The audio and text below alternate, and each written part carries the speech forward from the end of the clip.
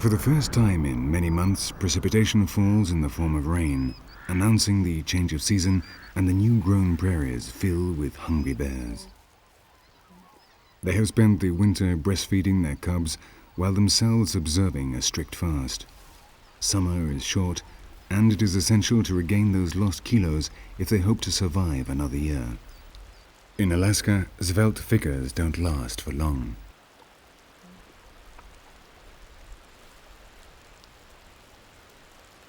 The grizzly bear belongs to the same species as the European brown bear, but its better diet enables it to grow much bigger.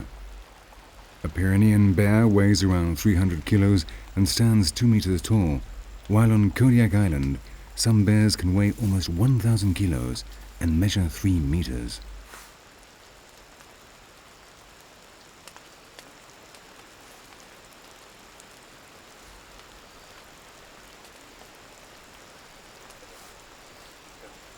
The cubs remain with their mother for 3 years, after which their life of solitude begins. From that time on, they will receive neither protection nor help, and the companions they had played with up to now will become their rivals.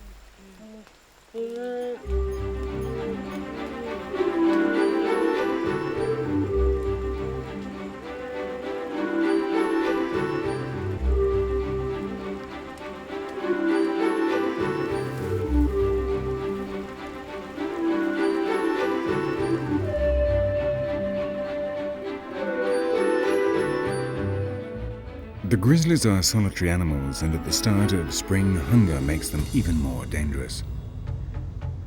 So when an adult male approaches a group of young bears, they know it's time to stop the games and make a rapid getaway.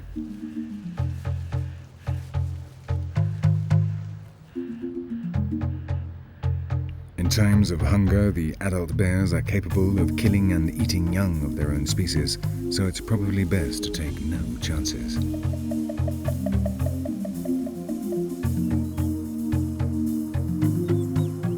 The climate has also determined the vegetation of Alaska. Wherever temperatures permit, the land is covered with coniferous forest. Their small leaves, the needles, are not shed in the winter, which permits them to take advantage of the warmer months from the very first day. And this they do so effectively they block out almost all the light. Except for the moss that covers the forest floor, few plants are capable of living in their shade.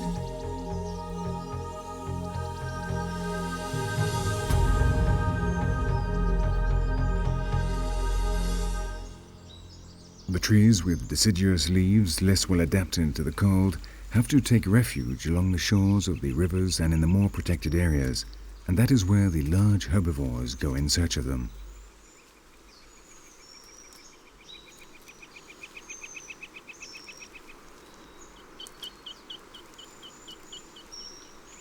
The spring brings fresh vegetation, an irresistible feast for any moose.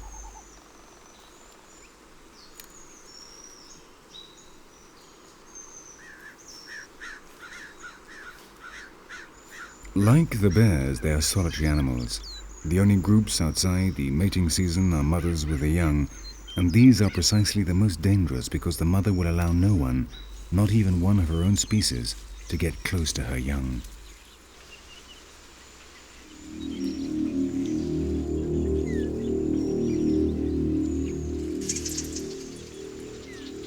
An absent-minded moose has come to drink at the same pool, unaware of her presence.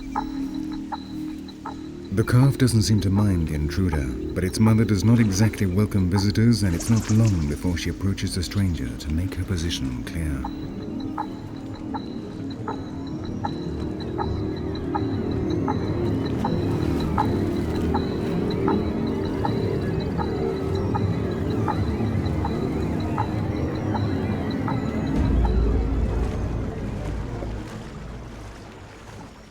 There have been cases of female moose killing people who got too close to her young. In a land of bears and wolves, the most dangerous animals of all are, paradoxically, the moose.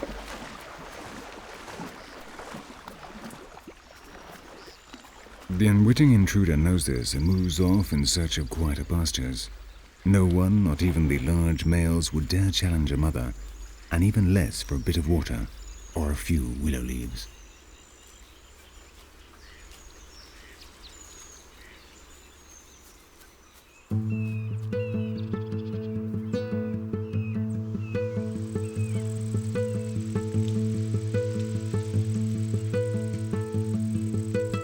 The deciduous plants, in contrast to the conifers, shed their leaves during the winter, and in a land as cold as this, that creates real problems. When warmer weather arrives, they have to waste precious time growing new leaves, which reduces their summer to the minimum. And that without counting the herbivores, or the most feared enemy of all, the leaf-eating caterpillars.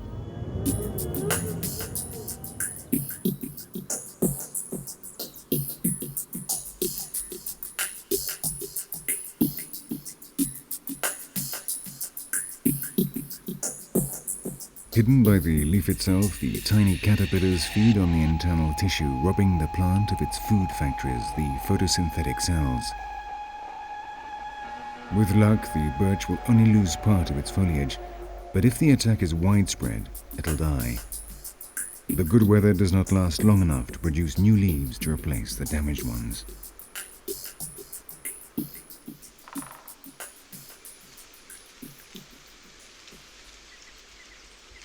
The same climatic conditions that give the conifers a considerable advantage over the deciduous trees are also a determining factor in Alaska's animal life.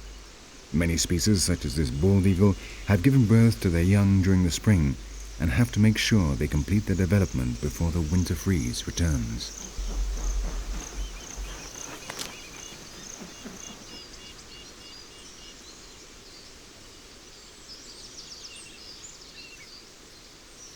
To achieve this in so little time, the fauna needs a source of food the land is simply unable to give them. But what Alaska doesn't have, it receives every year just at the right time from the sea.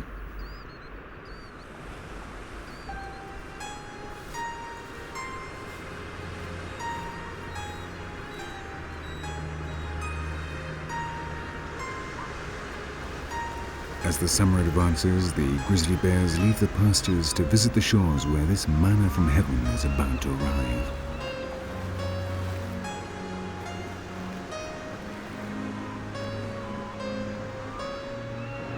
With all the calm in the world, they walk along the riverbank examining it for food. But this year, the gift from the sea is a little late in coming. For the time being, the only food around is algae and the odd dead fish. Nothing vaguely interesting for their empty stomachs.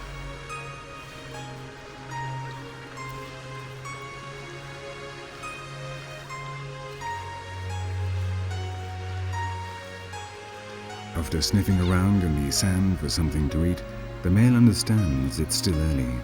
It might be a long wait, so the best thing you can do is make yourself comfortable and dig yourself a good seat in the soft sand.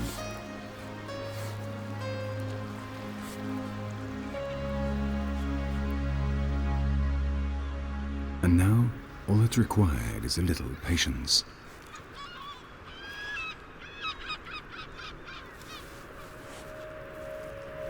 He was the first to arrive, but he's not the only one that comes to the coast.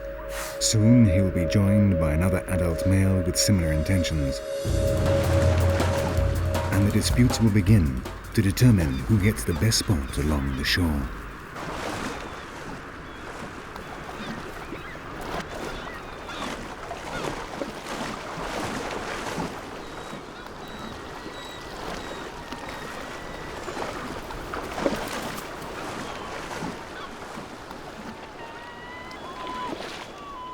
The loser doesn't have to move far. Just a few meters away, he goes back to peddling around in search of food.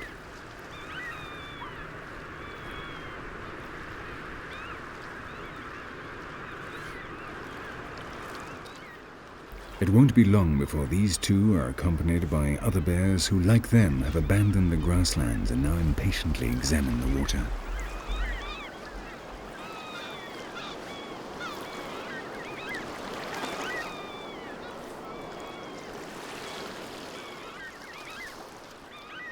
All of them are waiting for the salmon to arrive, their only hope in this cold, hostile land. Each year, thousands of salmon return to the rivers where they were born, providing the local wildlife with the food they need to build up the reserves necessary to survive the long, harsh winter. They are the manna from the sea, the reserves of protein and fat everyone is waiting for. The salmon, quite simply, are life.